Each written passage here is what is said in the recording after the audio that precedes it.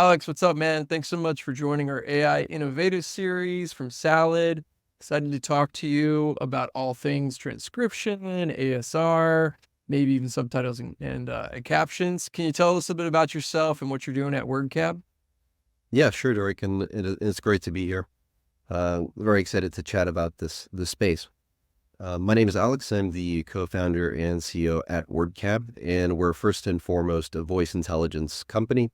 We do everything voice intelligence related: transcription, summarization, extraction, all types of stuff. And we've recently released our first consumer-facing product called Workflow, which is a transcript editor that tries to do the impossible, which is make transcript editing fun by focusing on all the little details that hinder people from creating a verbatim transcript, and just slow down the process. And we're trying to streamline that and basically create a Tesla of transcript editors. Can you double click on that word verbatim? Like, what's your definition of that versus non-verbatim? Good question, because some people have their own definitions of verbatim. Some people say every disfluency, like every stutter word or, like, etc., should be included in a verbatim transcript. Others think a more cleaned up version is also called verbatim or should be called verbatim. So maybe all the disfluencies removed, but every legitimate word still included. And then there's some people who want something called semantic transcripts, I guess you could call them. And that's where each utterance is cleaned up to just convey the point that the person is making without any deviations or tangents. Got it. So removal of stutters, space, ahs, and those types of things. Yeah, verbatim, yes. Okay, great. That's an interesting point to clarify. So I'm asking everybody on the vodcast here this question: what does it mean to make audio and video globally accessible? What would you say, Alex?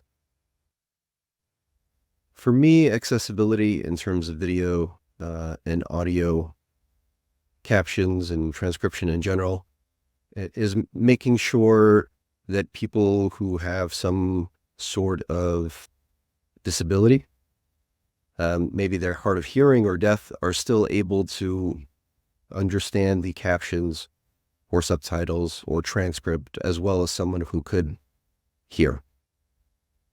Got it. And how are you guys impacting that and kind of solving that accessibility problem at Wordcab? Can you talk to us about that? Okay, so global accessibility for audio and video, first and foremost, it's just getting the transcription or the captions as close to perfect as possible, getting all the proper nouns correct. That's just so you know what you're reading is correct. The last podcast that I did on this, I only spoke about people who are hard of hearing, because that's where, proper audio captions, correct transcript, audio cues could help the most. Right. But like if you're blind, for example, or you're like, you can hear everything perfectly, that's fine.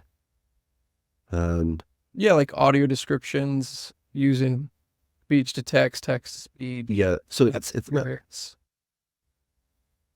not really global accessibility in that case, and I'm not really my answer is not as inclusive as it could be. Sure, because it's just focusing on the hard of hearing community, which is, I get, based on the numbers I've seen, is like, upwards of 1 billion people so have like some sort of challenge with hearing. It's a pretty common issue. Not everybody can't hear entirely, right? Like totally deaf, but in terms of not being able to hear, I was in a band for a very long time and have some ringing still. It's like, I'm probably in that group of like, I need captions to be able to fully grasp everything. Or my wife's like, turn the TV down. You know what I'm saying? So that's the other use case where it's like, you want to watch something, but nobody else does. And so the captions really help you, engage with the content. Let's double click a little bit because, you're a true expert in this area of speech to text, automatic speech recognition models. Talk to us a little bit about kind of the models that you think are the best, the most accurate, multi-language, what you've been doing to, train your own models. Like, talk to us like we're kind of from a more technical perspective. Yeah, given that we're a pretty small team and I think a lot of people can relate to this, and it's hard for us to train models from scratch.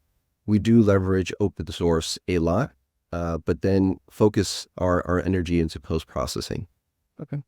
So Whisper Large V3 is great, for example, for multilingual transcription. If you want to focus particularly on English, Whisper Large V2 is great as well.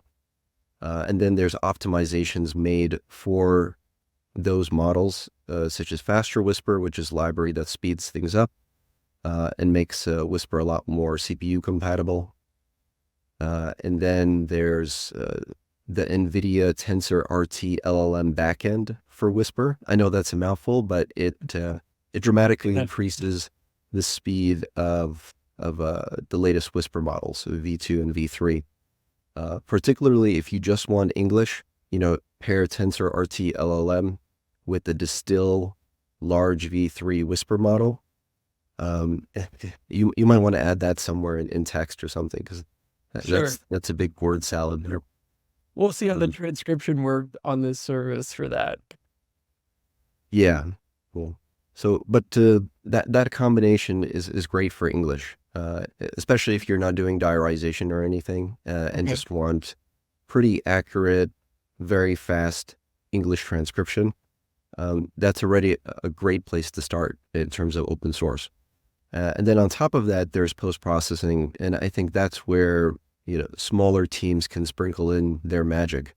Like for us, it's taking a lot of little potential mistakes. Maybe there's a lot of low probability words or difficult industry terms, right? Based on the detected industry, if you're talking about medical stuff or industrial things, and that's detected, and then you try to find all the words that could be misspelled for that industry, and then you can auto-correct them and then put them back into the transcript.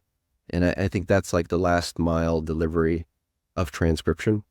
Got it. And that's what you could do after the initial transcription. Of course, you could always take what you've done, all the corrections you've done, and retrain models, but you will need to build up a large backlog of corrections and data to do that in the first place. So the place we're starting from is utilize whatever open source is able to give us, and then do the last mile ourselves using our own, magic formula of post-processing. Got it. And would you group that into like custom vocabularies or glossaries? Like there's some different terms thrown out around. We use the medical use case, for example. How do you guys think about transcribing with those rare words and like the larger glossaries, for instance, in the transcription process versus a post-processing step? It sounds like you guys are solving that post-processing instead of worrying about it in the actual transcription. Is that right? Or talk to us a little bit more about that. Yeah, our philosophy is to reduce manual actions as much as we can. So for us, in the post-processing, we're trying to find words that you would usually include in a custom dictionary and autocorrect them without the customer or whatever user, API user, having to input them manually anywhere. Gotcha. So we just assume it's a difficult word. We try to autocorrect it, and we want to make sure that developers don't even have to think about it. Got it. What's your take on like Whisper confidence scores? Are those super useful and accurate, or like is there other ASR magic required to be able to identify, when the core model is getting it right or wrong? So we recently added a feature in our transcript editor workflow where it highlights all the low probability words from Whisper. Cool. Anything below like a 0.6, 0.5 in terms of confidence score is highlighted. And from what I've seen, it's not very useful, actually. Even if it's like a 0.2, 0.3, whatever, those words are usually correct. And the words that are high confidence are sometimes very incorrect, especially if they're proper nouns. So I don't think it's very useful. And it's just something that you have to use an LLM for, or a smaller model trained to detect potentially wrong or difficult words. But I wouldn't rely just on confidence scores. Got it. Interesting. Let's talk a little bit more about accuracy, word error rate, higher, lower.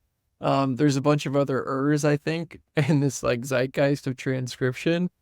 Like, share your expertise around that and how you see kind of word error rate being important for like transcription services versus customers, wherever your mind goes when you hear that word.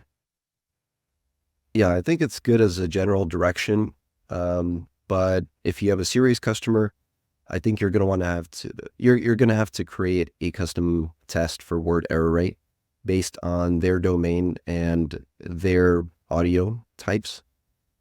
So if they're in the medical space, you're going to want to take the audio files that are similar to theirs, or have them compile a small data set, get those transcribed perfectly, whether with a human or a hybrid solution, and then use that to determine the word error rate for that customer. And I understand this is not very scalable, but for larger customers, this makes more sense than just relying on a common data set that is probably not very indicative of real world audio files. Got it. That's interesting. So talk to us a little bit more, just in general, kind of as I don't know if you consider yourself like a ML ops leader or like engineering leader, like however you define. What are the core tools like you're using? Approaches, architectures, libraries, like just in general, what's the best in class stuff when you're trying to understand the human voice? We used to use something called Cortex before that team was acqui-hired by Databricks. And they essentially built a container as a service solution. So if you don't have a dedicated ML ops person on your team like we do, this was kind of a replacement for that person. And it was specifically made for AWS, and it helped you spin up a Kubernetes cluster. I'm not even sure how to pronounce that. Kubernetes, K8s, Kubernetes, KBs. Yeah, K8s, KBs. It helped you spin up a cluster pretty easily. And now we're using something called SkyPilot, and it's a great replacement. It's essentially the same thing, where it helps get your container into a scalable environment, and it's cloud agnostic as well. So we're kind of using that as a ML ops person replacement. I'm not the best in terms of architecture or scaling, Okay. but tools like this really pull a lot of weight and help out. Gotcha. And kind of another technical follow-on question. Heard a lot about kind of compressing models for lower latency. How do you think about like essentially real-time transcription versus async turnaround time, and like use the example of Whisper 3, large as like core model? Like, how do you look at performance and getting more performance out of these models? Yeah, we've been experimenting with live, but currently we're not putting it into production. I personally think live is a lot more difficult in terms of scalability. Figuring that out is quite a challenge. And I wouldn't necessarily use Whisper for that. I think there's plenty of other models that could do an all right job, as long as you add other features that Whisper has built in, like auto punctuation as a post-processing step, as a very quick post-processing step. Okay. But yeah, there's models out there that are not based on Transformers architecture, for example, that are extremely fast, and they're okay in terms of word error rate. And I would start there and just fine tune those models. Okay, makes sense. Uh, Talk a little bit more about your editors, like obviously humans in the loop to use those editors versus the ASR full AI transcription.